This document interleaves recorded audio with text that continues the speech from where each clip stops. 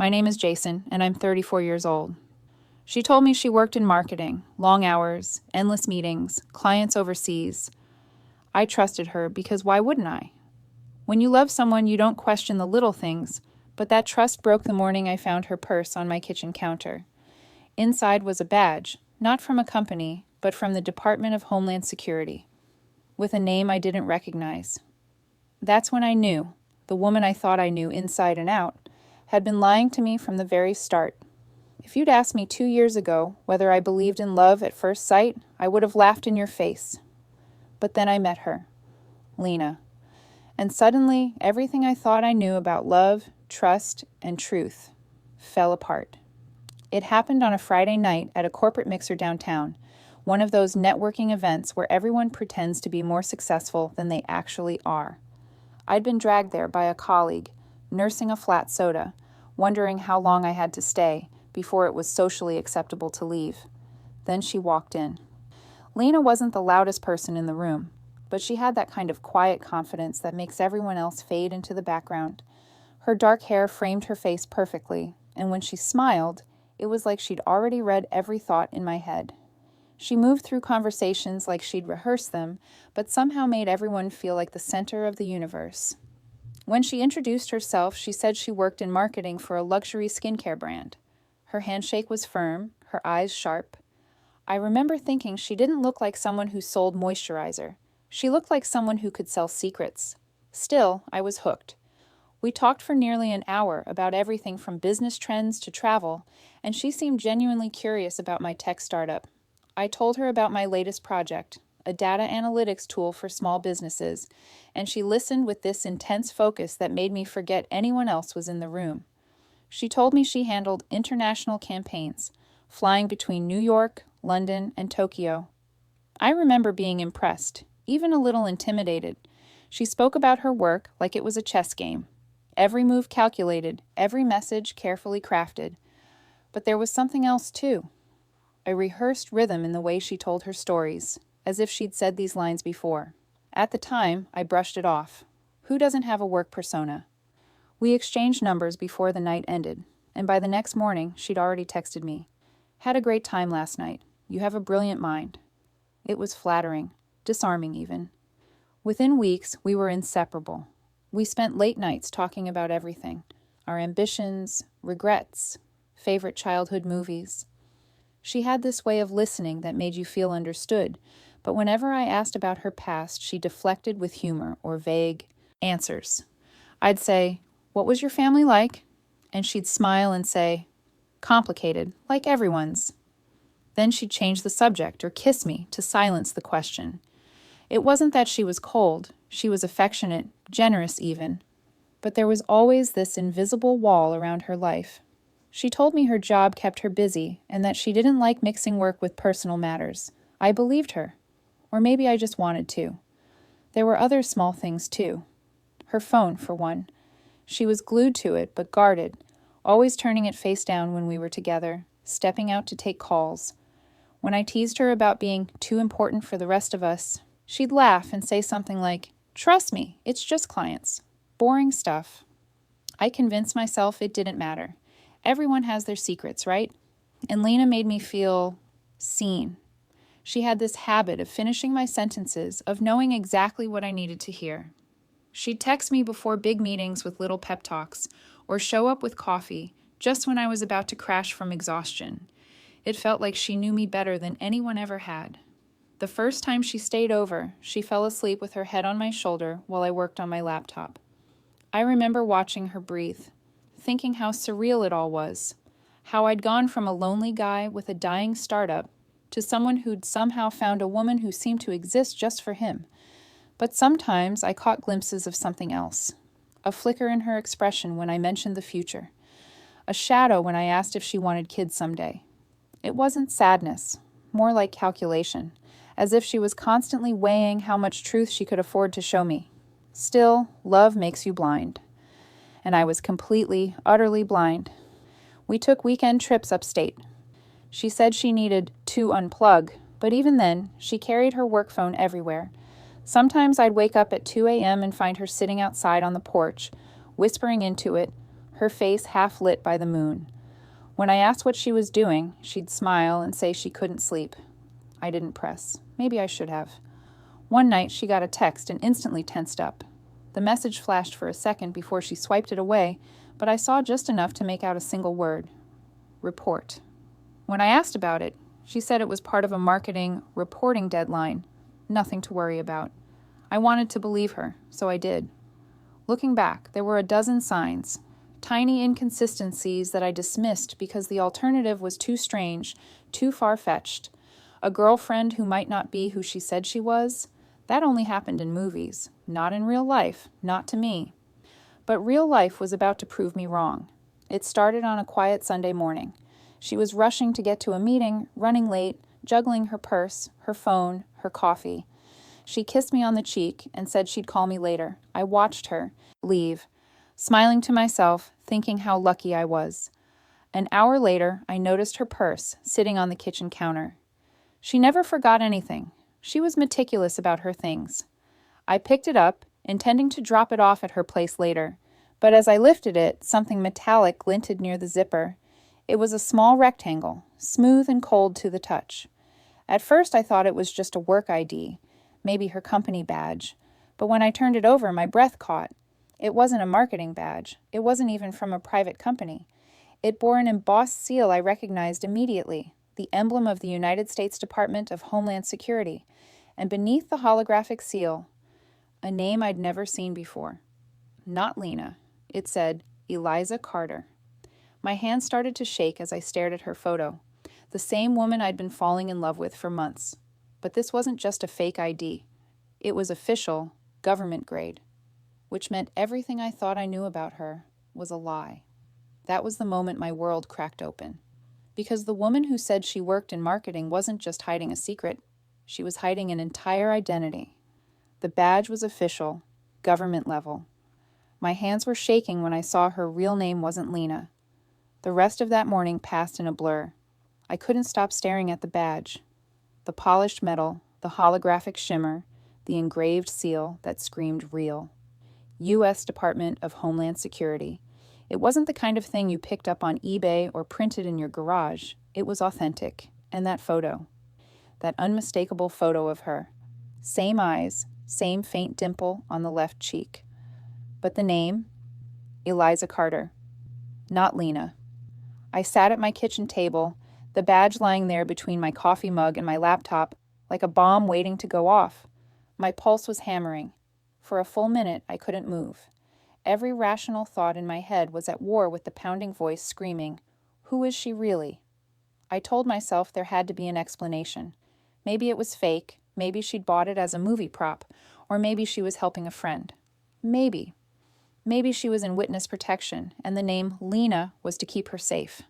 That seemed crazy, but everything about this was crazy.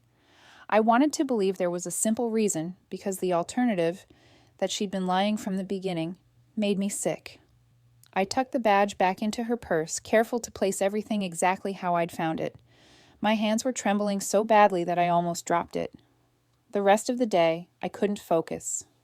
I kept replaying every conversation we'd ever had, dissecting every word, every laugh, every time she dodged a question.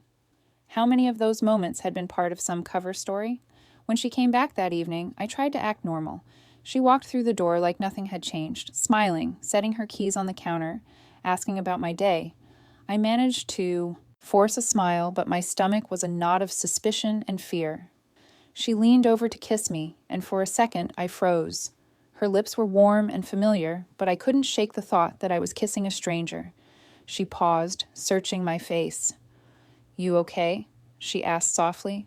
"You look pale." "I'm fine," I said quickly. "Just long day at work." Her gaze lingered, studying me. Lena had this uncanny ability to read micro-expressions, the smallest twitch in your face, the subtle change in tone. It was part of what made her so magnetic. But now it terrified me. I could almost feel her peeling back layers of my lies, trying to see what I was hiding. Finally, she nodded and smiled again.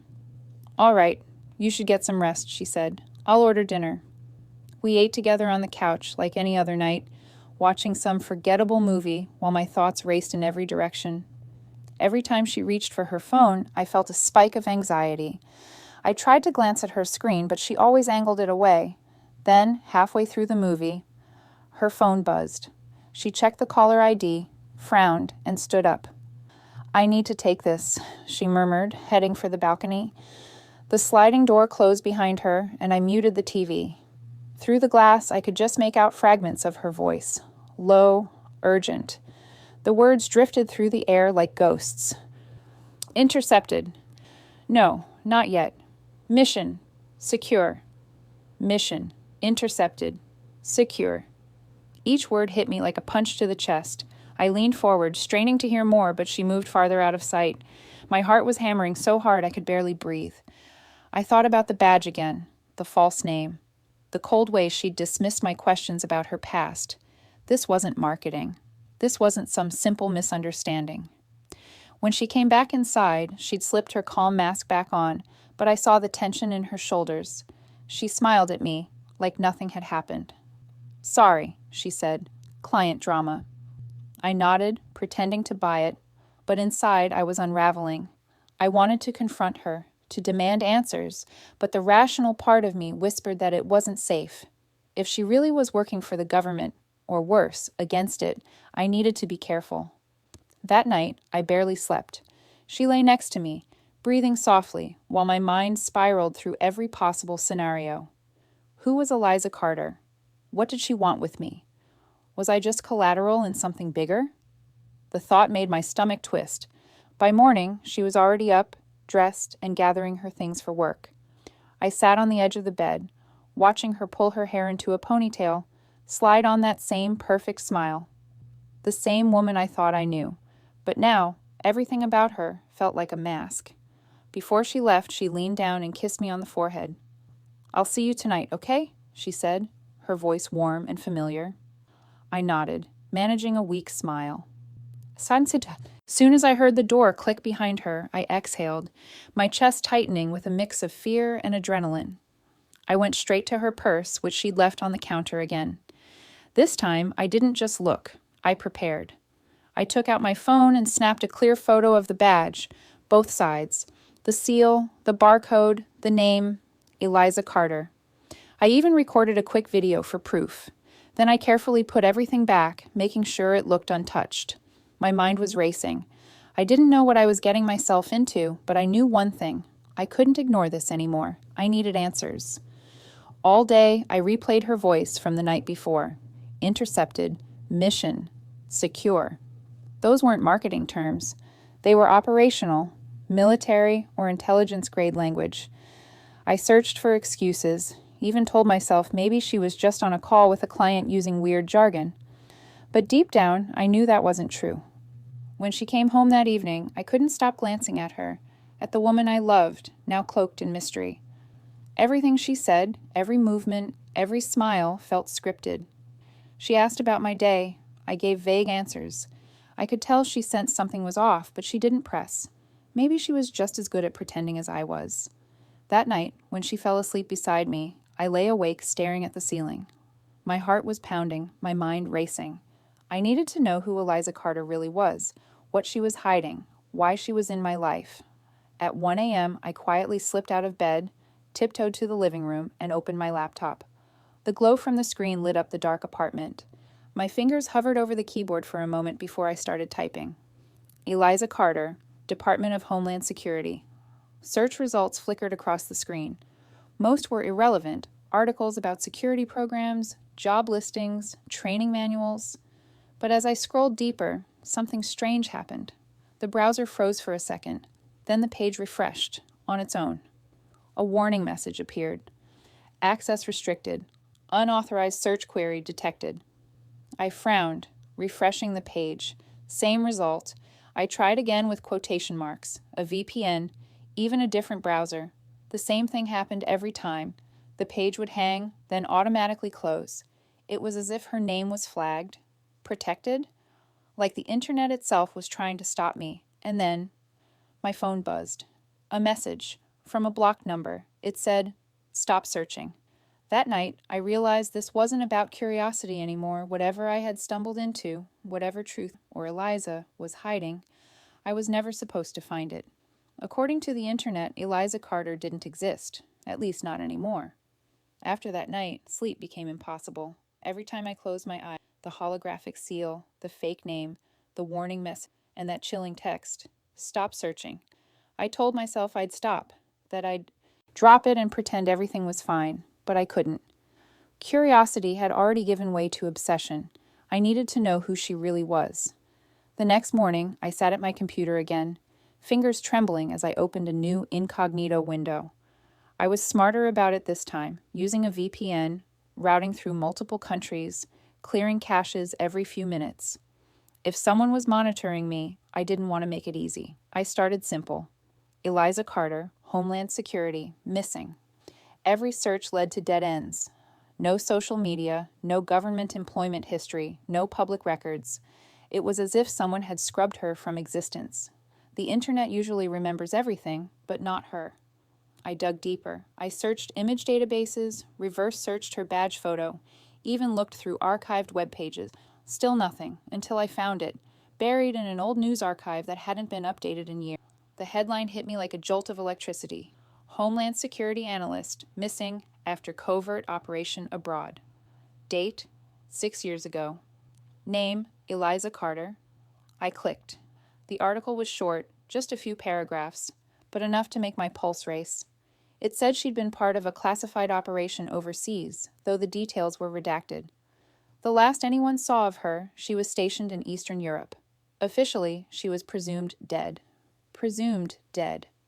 I stared at the words for a long time. Could it really be the same woman? My girlfriend, the one I'd been cooking dinners with, holding, loving, was supposed to be dead? I tried to rationalize it again. Maybe it was a coincidence. Maybe someone just had the same name. But my gut said otherwise. Every instinct screamed that this was her. The article listed a journalist's name, Miriam Lane, along with a contact number. I dialed it immediately. It rang once, then twice, before a robotic voice answered. This number is no longer in service. I searched for Miriam's other work, her email, her social media, but she too had vanished. No recent posts, no new bylines, nothing. It was like someone had erased not just Eliza's trail, but anyone who'd ever tried to uncover it. That's when I started to feel it, the paranoia creeping in. Every creak of the floor, every car outside, every flicker of the Wi-Fi router light made me jump. My mind kept whispering, they're watching. I closed my laptop, took a walk, tried to clear my head. But when I got home that evening, I found Lena, or Eliza, or whoever she really was, standing at my door. She was holding takeout bags from our favorite Thai place, smiling, but there was something fragile in her eyes. She looked exhausted, dark circles under her eyes, hair tied up carelessly, tension radiating from... Surprise, she said softly. I figured you might not have eaten. Her voice cracked slightly, like she'd been crying. We sat down at the table, unpacking the food. She barely ate, just pushed noodles around with her fork. Her eyes kept darting to the windows, the door, even the ceiling. It was subtle, but I noticed. Are you okay? I asked. You seem on edge. She froze for a second, then smiled. That same practiced, perfect smile I'd fallen for. Just a rough week at work, she said. Work, I repeated quietly. She glanced up. Yeah, you know how clients are. I nodded, pretending to buy it, but the tension in her shoulders told a different story. We sat in silence for a while, the air thick with unspoken words. Finally, she reached across the table, resting her hand over mine. I know I've been distant, she said softly. It's just, things are complicated right now. I wanted to ask what that meant, to confront her, to say her real name, to throw the badge on the table and demand the truth. But something in her expression stopped me. There was fear there, genuine fear. She leaned forward and kissed me. It wasn't passionate. It wasn't romantic. It felt like a goodbye she didn't have the courage to say out loud. When she pulled away, she whispered, I'll make it up to you, I promise. I forced a smile, nodded, and said, It's fine. But inside, I felt my chest tighten. She left not long after, claiming she had to wrap up some reports. When the door closed, the silence hit me like a weight. I stood there for a long time, trying to process what had just happened. Then, as I turned off the lights and headed toward the couch, something caught my eye, a faint glimmer under the coffee table. At first I thought it was just a coin or a bit of foil reflecting the light, but when I crouched down, my heart stopped. It wasn't a coin. It was a small black device, circular, no larger than a button, with a blinking red light, a GPS tracker. I stared at it, frozen. My mouth went dry. I didn't know if she'd put it there or if someone else had. Either way, it meant one thing. Someone had been tracking me, watching me. I pried it loose, my fingers shaking, and held it up to the light. It wasn't like any consumer-grade tracker I'd ever seen. It looked military, matte black casing, serial number etched on the side, no brand markings. That's when the reality of it all hit me full force. This wasn't paranoia anymore. This wasn't me overreacting. Whoever Eliza Carter really was, she was involved in something dangerous, something big enough that people were watching her, and now watching me. I sat there in the dark, holding that tiny blinking device, and for the first time, I felt genuine fear. Not the kind of fear that comes from uncertainty, but the kind that seeps into your bones.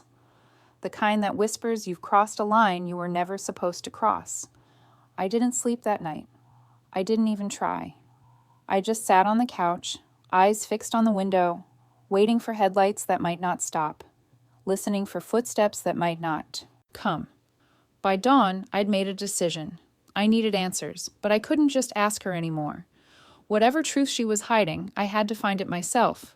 Because if Eliza Carter was supposed to be dead, then the woman sleeping next to me all these months was living a life that didn't belong to her. The blinking light of that tiny tracker burned into my mind. Someone had eyes inside my home, and I was about to find out who. It wasn't paranoia. Someone really was following me. That night, after finding the tracker, I couldn't breathe right. Every sound in the apartment felt amplified. The hum of the fridge, the creak of the floorboards, the faint buzz of streetlights filtering through the curtains. I sat there in the dark, staring at that tiny black device blinking red, as if mocking me. I didn't know whether to call the police or burn the entire apartment down. When morning came, I made a decision. I grabbed the tracker, shoved it into my pocket, and drove out to the edge of town, somewhere with no cell service, no people, no chance of being overheard. I parked on an old dirt road surrounded by pines. The air was cold and sharp, but I didn't care. I pulled the tracker from my pocket, holding it under the light. It wasn't like any tech I'd seen before. The casing was matte, heavy, almost military. No branding, no screws, no serial number that made sense. Just a coded engraving that looked classified. Whoever had planted it knew what they were doing. I hesitated for a second, then placed it on a rock and smashed it with the tire iron from my trunk. Once, twice, until the light went dark and the plastic splintered. Even after it was destroyed, I couldn't shake the feeling that someone was still watching. When I drove back into the city, I kept checking my mirrors. Every car behind me felt suspicious. Every pedestrian looked like they were following my movements. I told myself it was just anxiety, but then I saw it. A black SUV parked down the street from my building. At first, I brushed it off. City traffic, coincidence. But then, 2 days later, another one appeared. Same make, same tinted windows, parked across from my office. It became a pattern. No matter where I went, the grocery store, the coffee shop, even the gym, there was always one. Never the same plate number, but always the same model. Always watching. And Lena, she was changing too. Her texts became shorter. Her voice messages, once filled with warmth, now sounded distracted, mechanical. She canceled plans last minute, said she was swamped with deadlines. When she did show up, she looked exhausted, nervous. One night, we were eating takeout, and I noticed bruises around her wrists. Faint, circular marks, like someone had grabbed her too hard. I asked, "What happened to you?" She quickly pulled her sleeves down. "Nothing," she said. "Lena, those are—" "Nothing, Jason." Her tone snapped like a whip, but then she softened almost immediately. "Please just drop it." I wanted to push, to demand the truth, but the look in her eyes stopped me cold. It wasn't anger, it was fear, pure, bone-deep fear. That night, I called my best friend, Nate. We'd known each other since college, the one guy who could always talk sense into me. I told him everything. The badge, the search results, the SUVs, the tracker. There was a long pause on the other end before he said, "Man, you need to get out, right now. Whatever this is, it's above your pay grade." I laughed, trying to deflect the rising panic in my chest. "You think she's dangerous?" "I think she's in danger," he said quietly. "And if you stay close to her, you will be too." His words stuck with me all night. I tried to take his advice. The next time I saw her, I told myself I'd end it. Clean break, no questions. Just walk away before things got worse. She came over late, as usual, carrying a bag of groceries and a forced smile. I waited until after dinner, when she was rinsing dishes at the sink. My heart was pounding so hard I thought she'd hear it. "Lena," I started, "we need to talk." She froze. Slowly, she turned off the faucet and looked at me. "About what?" I took a breath. "About us, about everything." She stared at me, unreadable. "What about us?" "I don't think I can do this anymore," I said, my voice shaking. "You're hiding something from me, and it's tearing me apart." Her expression didn't change at first. Then she set the dish down and leaned against the counter, crossing her arms. "You think walking away fixes that?" "I think it's safer," I said, "for both of us." She looked down, and for the first time since I'd met her, her confidence cracked. Her voice dropped to barely a whisper. "It's already too late for that." Her tone wasn't angry. It was sorrowful, resigned. I frowned. "What does that mean?" But she didn't answer. She just brushed past me, grabbed her coat, and said she needed air. The door closed softly behind her. I stood there for a long time, staring at the empty hallway, wondering if that was the last time I'd see her. That night, I couldn't sleep. Every shadow in the room looked like a person. Every sound made me flinch. Around 3 a.m., I heard footsteps in the living room. Soft, deliberate. I sat up, heart racing. Through the cracked bedroom door, I saw her silhouette, Lena, pacing near the window, phone pressed to her ear. Her voice was low, urgent, but the words didn't make sense. It wasn't English. The language sounded Eastern, sharp and rhythmic. I stepped closer, trying not to make a sound. Then she switched to English, mid-sentence. Just a few words, but enough to freeze me. "Yes, he's still here." "No, he doesn't know." My breath caught. "He doesn't know." She turned suddenly, as if sensing me. Her eyes locked on mine through the shadows. For a second, we both froze. Two people who knew too much and not enough at the same time. Then she whispered, barely audible, "Go back to bed, Jason, please." Her tone wasn't commanding. It was pleading. I did as she said, not because I trusted her, but because I didn't know what else to do. I lay there, pretending to sleep, listening as she whispered for another few minutes before the apartment door clicked open and shut. Silence swallowed the room again. By morning, the world had changed. When I got up, her clothes were gone from the closet. The drawers she used were empty. Even the photos we'd taken together, the ones framed on my desk, had vanished. Half my apartment looked untouched. The other half looked erased. I stood there, surrounded by the ghost of our life together, and realized what she'd said was true.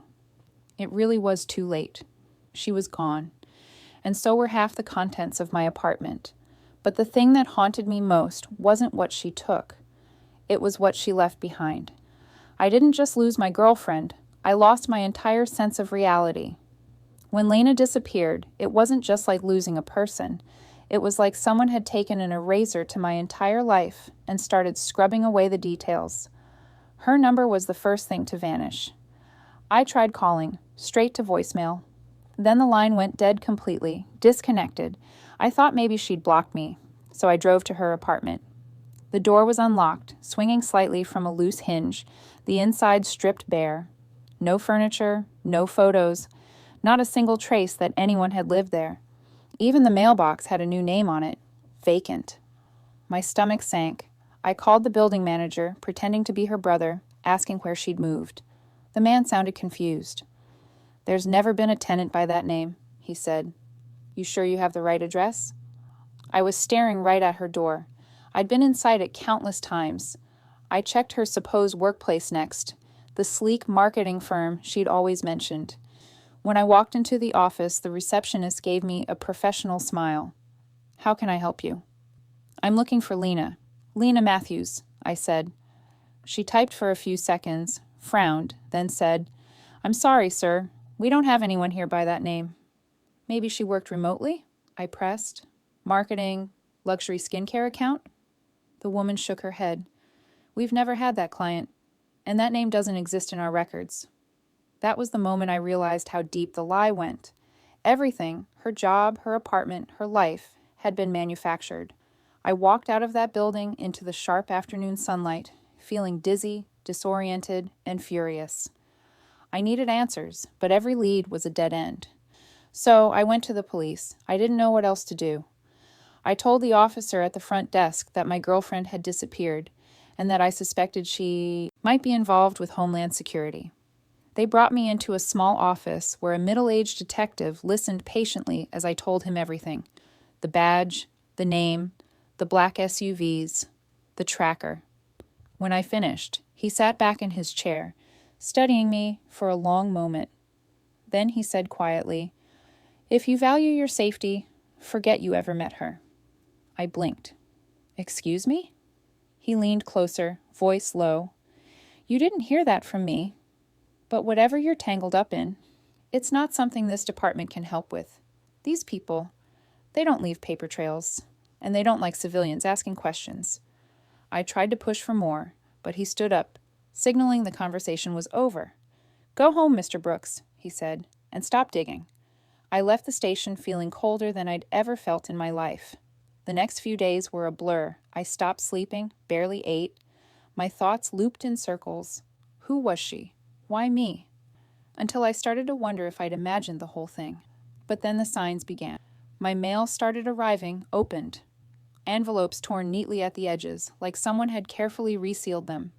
My phone made strange clicking sounds whenever I made a call, the kind that happen when a line is tapped. I told myself it was coincidence, that paranoia was just my brain trying to make sense of the chaos. But deep down, I knew it wasn't coincidence. Someone was monitoring me. Out of desperation, I called Nate again. He answered on the second ring. Jason, he said, his voice already heavy with concern, tell me you didn't keep looking. I can't just stop, I said. She disappeared. No trace, no records. You don't understand? I do, he interrupted.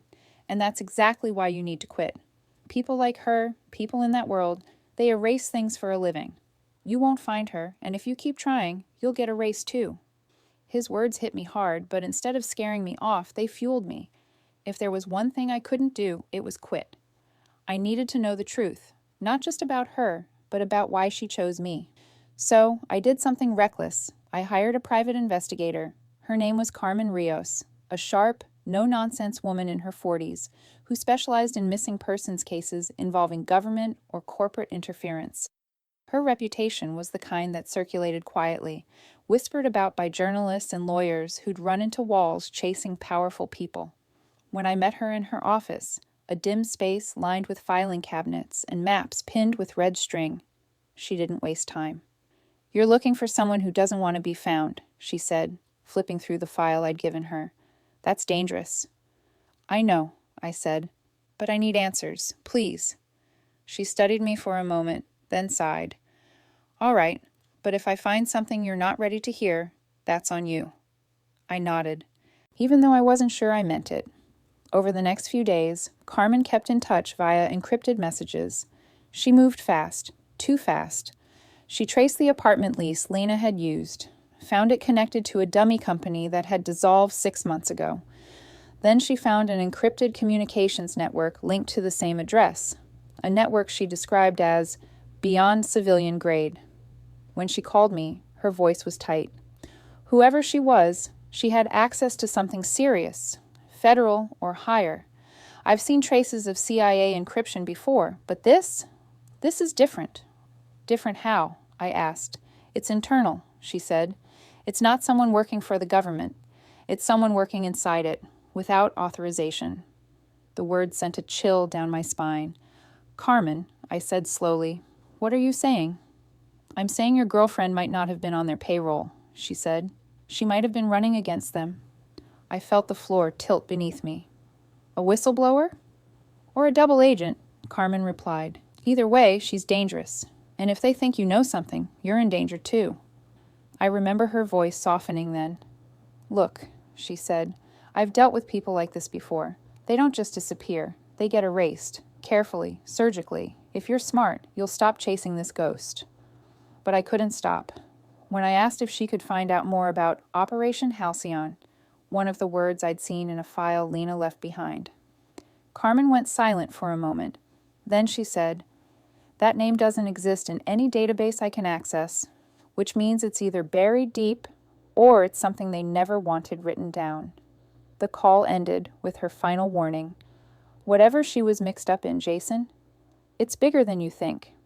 I didn't realize how literal that warning was until the next morning. I woke up to 37 missed calls, all from unknown numbers. Then I saw the news. There'd been a fire just outside the city.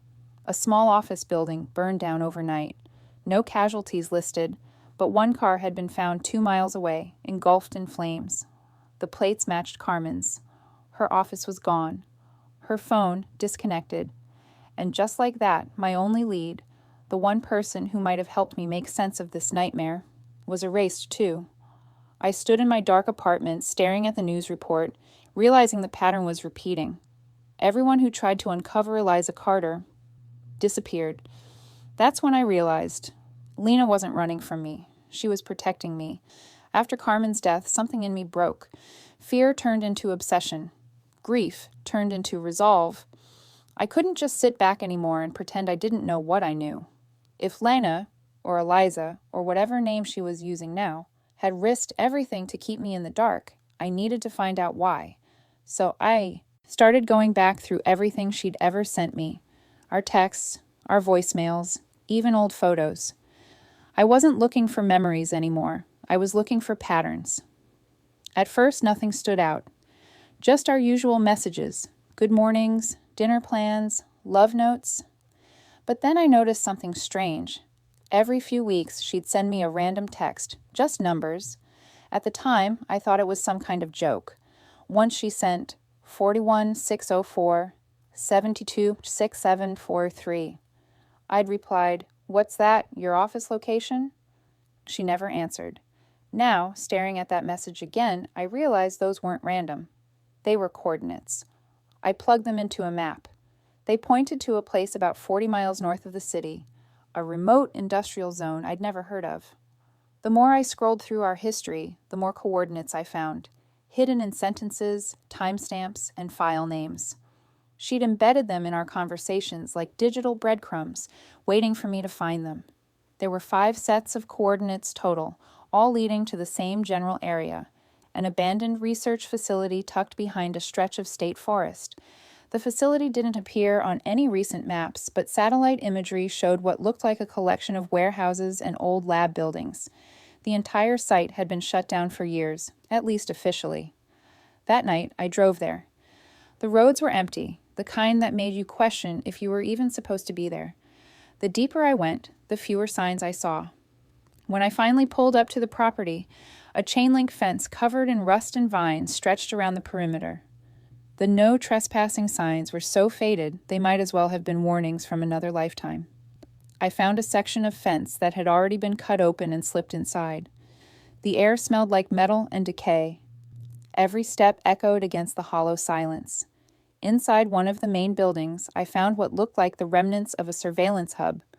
Old monitors covered in dust, wires hanging from the ceiling, coffee cups fossilized with mold. Whatever had happened here, it had been abandoned in a hurry. But on a cracked wooden table near the back of the room, I found something that made my blood run cold. A folder. Thick, worn, stamped with the faded insignia of the Department of Homeland Security. The label read, Operation Halcyon. My hand shook as I opened it. Inside were photographs, dozens of them, spread across sheets of maps and intelligence reports.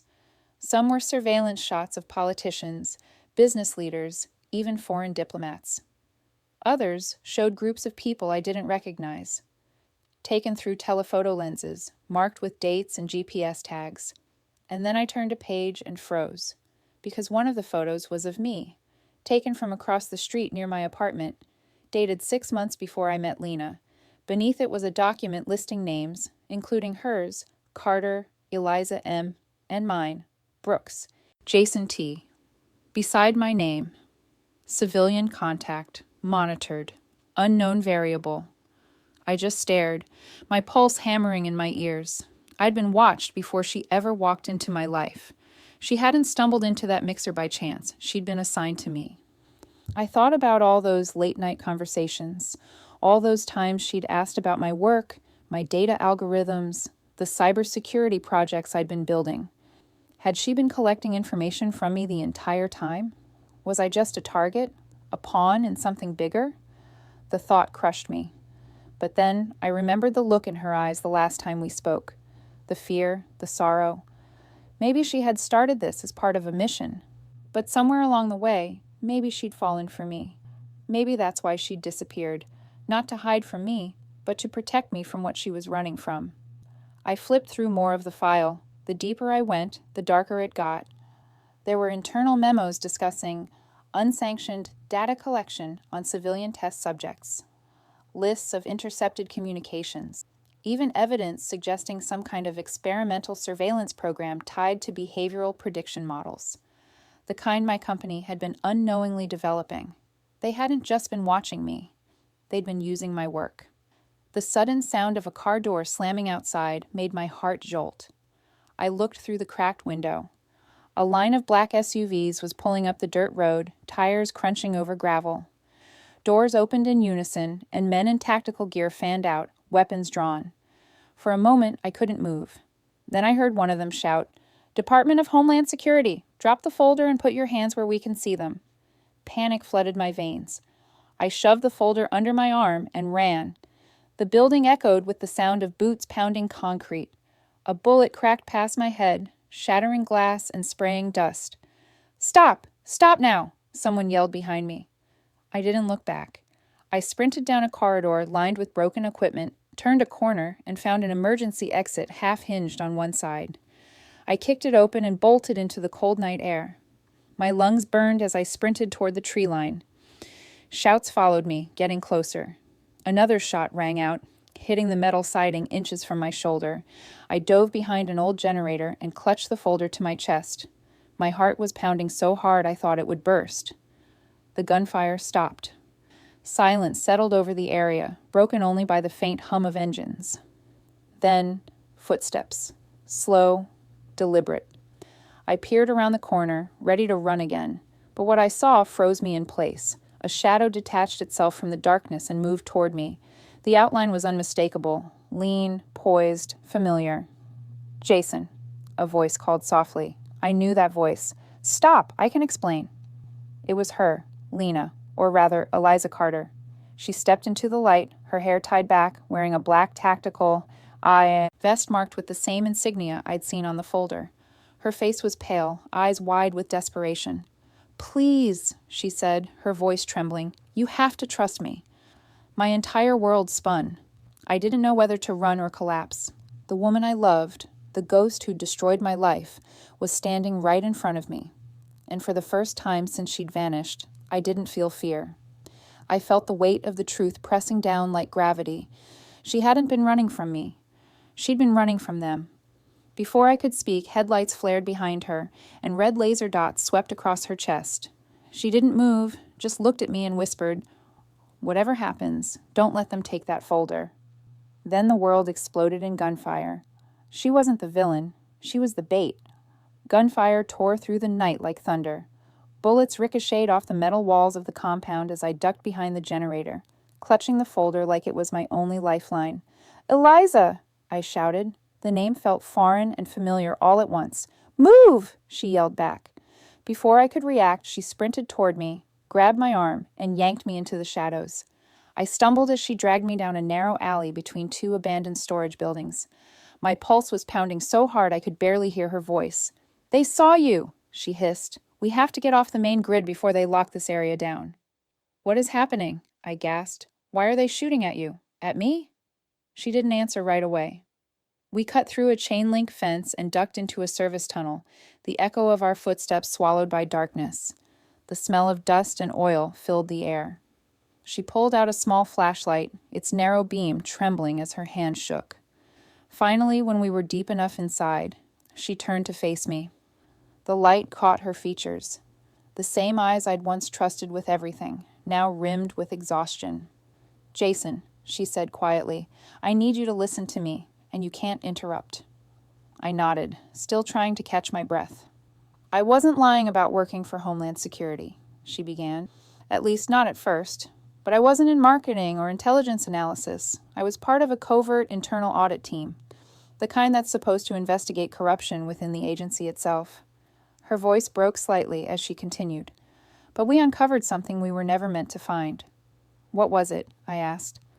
"They're running unsanctioned surveillance and behavioral modification experiments," she said, "using civilian data, millions of people, monitored without consent. The goal was to create predictive models to influence social and political outcomes." My head spun. "You mean—" "Yes," she said. You were one of them." I froze. "What are you talking about?" She looked down, guilt clouding her face. "You were flagged because of your startup's algorithm, the one that could predict consumer trends. Someone in the agency realized it could be weaponized to predict behavior. They embedded it into classified systems, then sent me to monitor you, to make sure you didn't discover what they'd done." The world tilted. Everything from our first meeting to our most intimate moments suddenly felt scripted, rehearsed lines in a play I hadn't known I was part of. "So, I was an assignment," I said slowly. "From the very beginning." She flinched. "At first, yes." I felt the air leave my lungs.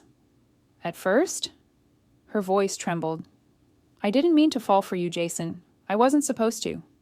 You were just a data point, a name on a list. But the more I learned about you, the harder it became to do what they asked. When I realized what they were planning, I couldn't be part of it anymore." I shook my head. "What were they planning?" She swallowed hard. "They were preparing to frame you as the leak. They planted surveillance around your apartment. That tracker under your table, that wasn't me. That was them. They wanted to use you as a scapegoat if the operation ever got exposed." I staggered back, gripping the cold metal wall for balance. "So you're saying I've been monitored, manipulated, and set up to take the fall for your agency's crimes?" "Yes," she whispered, "and I've been trying to protect you ever since I found out." I wanted to believe her. God, I wanted to. But the weight of her lies crushed me. Every moment replayed in my mind. The secrecy, the half-answers, the fake name. "So what was any of it, Eliza?" I said bitterly. "Was any of it real?" Her eyes glistened in the dim light. "All of it," she said softly, "except the lie that started it." Anger and heartbreak collided inside me. "You destroyed my life," I said, my voice shaking. "My business, my reputation, gone. People have died because of this. Carmen—" She closed her eyes. Pain etched across her face. "I know, and it's my fault. But if I hadn't disappeared, they would have killed you too. You don't understand how deep this goes, Jason. The people running this operation aren't just breaking laws. They are the law." I felt tears sting my eyes, but I forced them back. "Then why tell me now?" She hesitated, then reached into her pocket and pulled out a small silver flash drive. She pressed it into my palm. "This is everything," she said. "Names, files, locations, proof of what they've been doing. If something happens to me, make sure this gets out. It's the only way to stop them." I stared down at it, the weight of it heavier than any weapon. "Why give it to me?" "Because I can't trust anyone else," she said. "And because they won't expect you. They think you're still in the dark." I looked up at her. "You expect me to believe that after everything you've done?" Her eyes searched mine, desperate. "I don't expect you to believe me," she said quietly. "I just need you to survive me." That broke something in me. The dam burst. I stepped back, shaking my head. "You lied to me for months," I said. "You stole my privacy, my peace, and now you want me to risk my life cleaning up your mess?" Her jaw trembled. "I didn't lie to hurt you. I lied to keep you alive." "Then why does it feel like I'm already dead?" I snapped. The tunnel fell silent except for our breathing. The sound of distant engines echoed above ground, growing louder. She glanced toward the exit, her body tensing. "They found us," she whispered. "What do we do?" She grabbed my arm, pulling me toward the back entrance. "We run." We burst out of the tunnel into the night. The air was filled with the screech of tires and shouts from agents closing in. Flashlights cut through the darkness like searchlights. Eliza spun around, scanning for cover. "Go that way," she shouted, pointing toward the woods. "What about you?" She smiled, a sad, fleeting smile that broke my heart. "Someone has to buy you time." "Don't," I said. "You don't have to do this." She looked at me one last time, tears glinting under the floodlights. "I was never supposed to care about you," she said softly. "But I did. More than you'll ever know." Before I could respond, headlights flared at the end of the alley. Agents poured out of black SUVs, weapons drawn, voices booming through megaphones. "Freeze! Drop your weapons!" Eliza turned back to me, pressed her lips against mine, and whispered, "Run." Then she stepped out into the open, straight into the line of fire. The night exploded with gunshots. I ran, not because I was a coward, but because it was what she wanted. Because if I stopped, if I looked back, everything she'd done, every sacrifice, every lie, would have been for nothing. As I disappeared into the darkness, I heard one final, deafening gunshot, and then silence.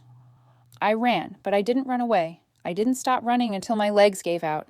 Branches tore at my clothes, mud splattered my shoes, and the echo of gunfire still pulsed in my ears. When I finally stumbled into a clearing, I collapsed, gasping, the flash drive still clutched in my hand. Eliza's voice replayed in my mind. "Whatever happens, don't let them take that folder." I didn't have the folder anymore. It had been lost in the chaos. But I had something better. The drive she'd given me. The one she said held everything. I hid out in an old cabin about 50 miles from the city, a place Nate and I had used once during a hiking trip. It had no Wi-Fi, no cameras, no modern tech. I bought a prepaid phone from a gas station miles away and paid in cash. For days, I barely slept. I barricaded the doors, checked the windows every hour, and lived off canned soup and bottled water. Every creak of the wood made me flinch, expecting black SUVs to roll up any minute, but they didn't come. Instead, I spent my sleepless nights working. I connected the flash drive to my offline laptop and started decoding. Eliza had left it encrypted, heavily, layers upon layers of protection, but buried deep inside the data were fragments of her world, files, recordings, classified memos. It took me 3 full nights before I broke through the last layer. What I found changed everything. Inside were hundreds of documents, internal communications, project outlines, and video logs. They detailed a program called Operation Halcyon, confirming everything Eliza had said. The files revealed that the Department of Homeland Security had partnered with several private defense contractors to create predictive behavior models using civilian data, social media posts, purchases, phone calls, even biometric data from fitness trackers. They'd fed it all into an AI algorithm capable of mapping and predicting individual decisions with near-perfect accuracy.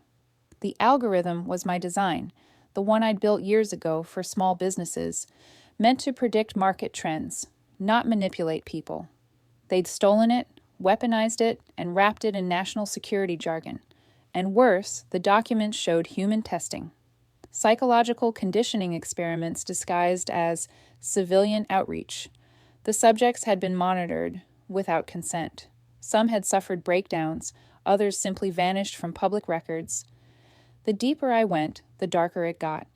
There were names of government officials, CEOs, military contractors, even elected representatives.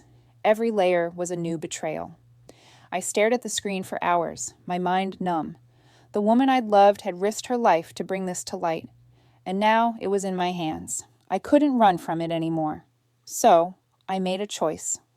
Using the burner phone, I reached out to a journalist I'd met years earlier while developing a cybersecurity project, Daniel Rhodes, an investigative reporter known for tackling government corruption. He owed me a favor, and more importantly, I trusted him. When I first told him what I had, he didn't believe me. "You're saying DHS was running illegal surveillance programs on civilians?" he said, incredulous. "I'm saying they were using me to do it," I replied. There was a long pause on the line before he said quietly, "Send me what you've got." I encrypted the files, split them into multiple packages, and sent them from different secure locations over the next 48 hours. I didn't use my real name, just a pseudonym, Blue Signal. For days, nothing happened. No calls, no emails, no breaking headlines. I began to think maybe I'd made a mistake, that Daniel had turned me in or that the files had been intercepted. Then, one morning, I turned on the small radio I kept in the cabin, and there it was. Every major news outlet was talking about it. Leaked documents reveal massive covert surveillance program tied to Homeland Security. Unregulated AI experiments on civilians, the Halcyon exposure. They called it the Halcyon exposure. Within 24 hours, the country was in chaos. Congressional hearings were announced. Politicians denied involvement. Officials resigned on live television. The agency scrambled to contain the fallout, but the evidence was too overwhelming. Every file, every signature, every timestamp matched. I watched it unfold like a man outside his own body. The scandal grew bigger every day.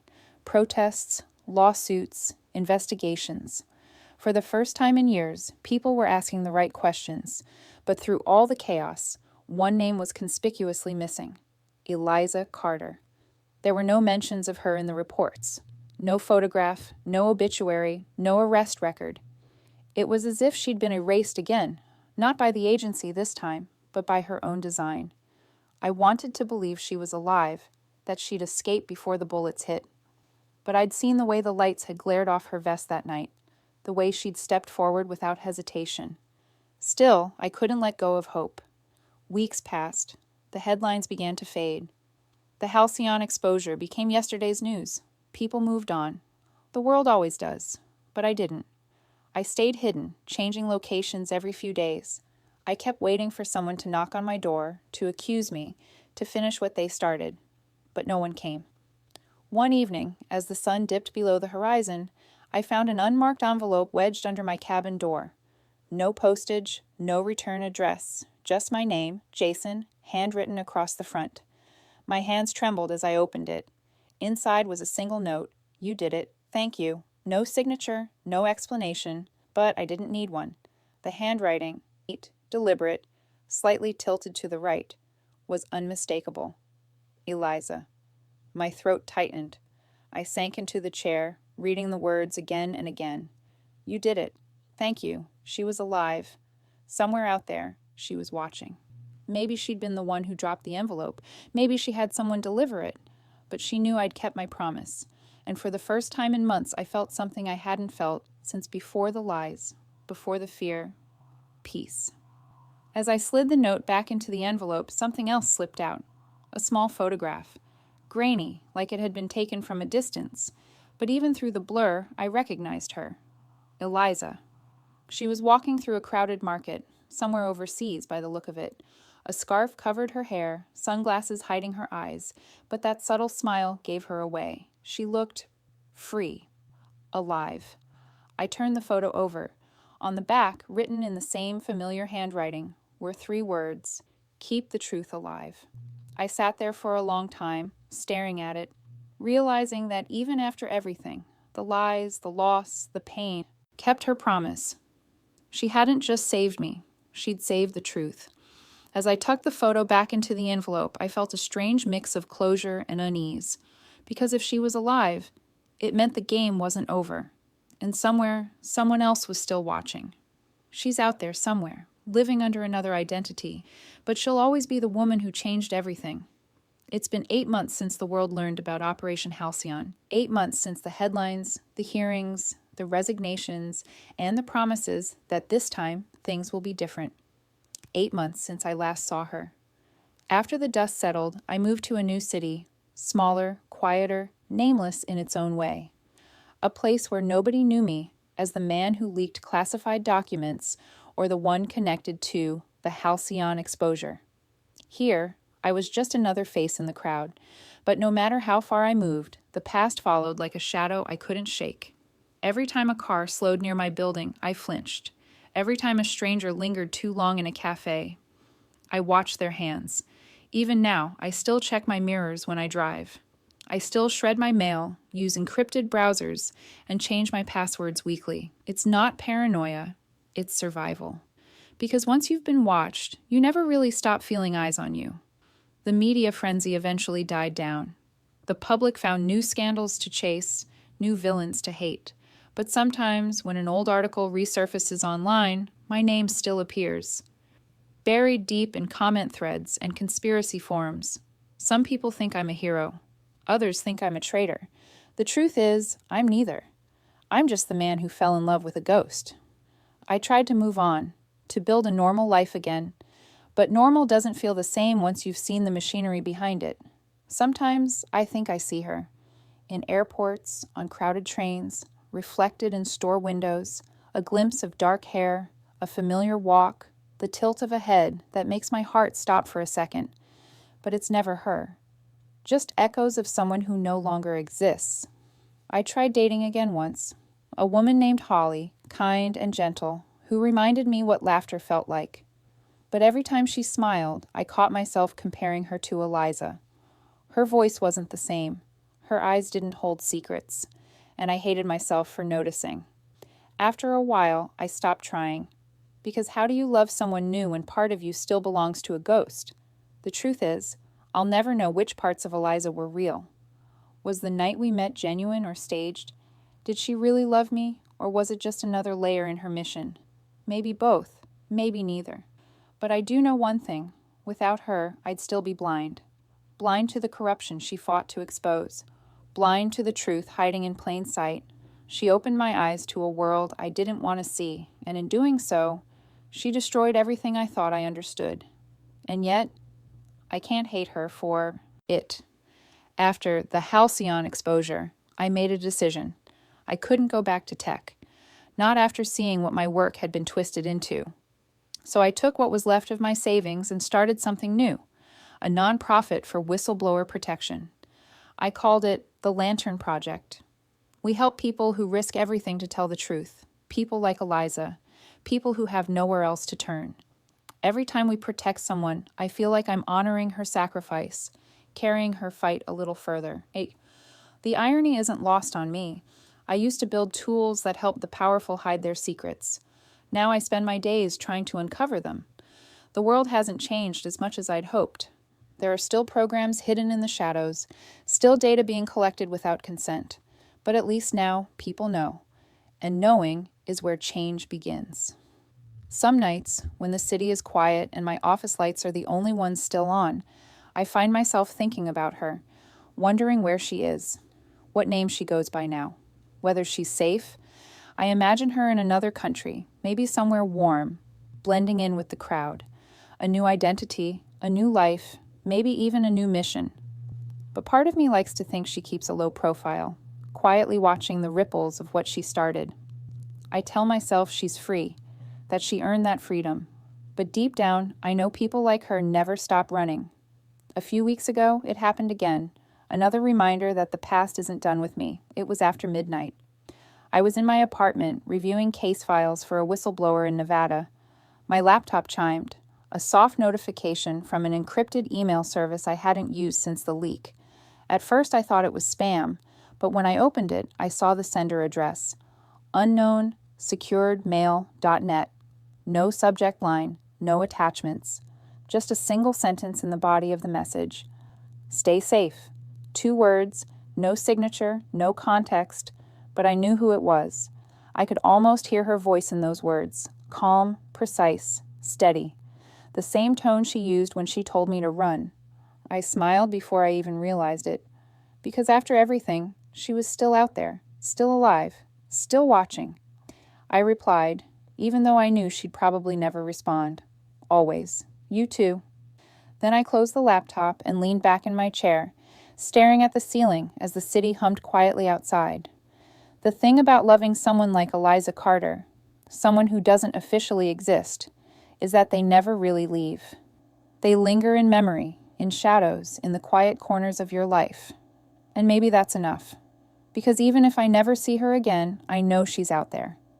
Not as the woman who lied to me, but as the one who changed me. The one who turned a naive man into someone who finally understood what truth costs. I still keep that photo she sent me. The one of her walking through a crowded market, free and alive. It sits in a drawer beside my bed, hidden under stacks of old papers. Sometimes, when I can't sleep, I take it out and look at it, tracing the edges with my thumb. She's just a blur in the image. No name, no title, no traceable identity. But to me, she's everything. The woman with no name. Some people lie for power, others lie for survival.